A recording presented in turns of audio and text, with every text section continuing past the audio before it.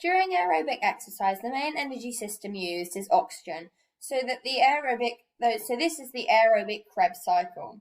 This means that the body is reliant on enzymes with long-term exercise. There is an increase in aerobic enzymes, which means there is an increase in mitochondria.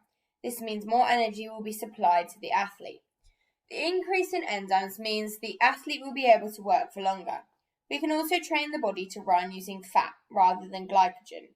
This is known as glycogen sparing, and it allows the body to move its muscles for longer without tiring as much. An athlete's RER score pre-training might be around 0.92, which means more carbs are being burned than fat. As the body adjusts, post-training scores will be more elective, and the RER score will lie at around 0.74, which is a greater majority of fats being burned. This shows the fuel source has changed, and it helps to delay OBLA and lets the body fatigue less. Fats are used as a last resort energy source and are used in sports such as marathon running. Fats are stored in very large molecules, so they need to be broken down. After exercising for a long period of time, the fat oxidation increases so that it is able to break down the fats.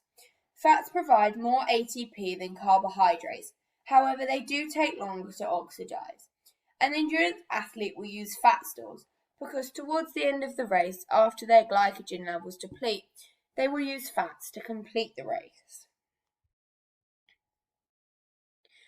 This graph demonstrates an athlete's blood lactate levels before and after a continuous steady-state exercise.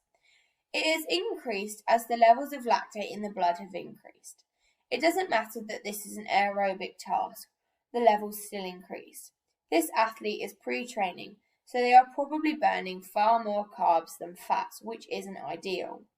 After a training program, this would switch, and we would expect that they would be burning more fats than carbs, and their blood lactate would also decrease.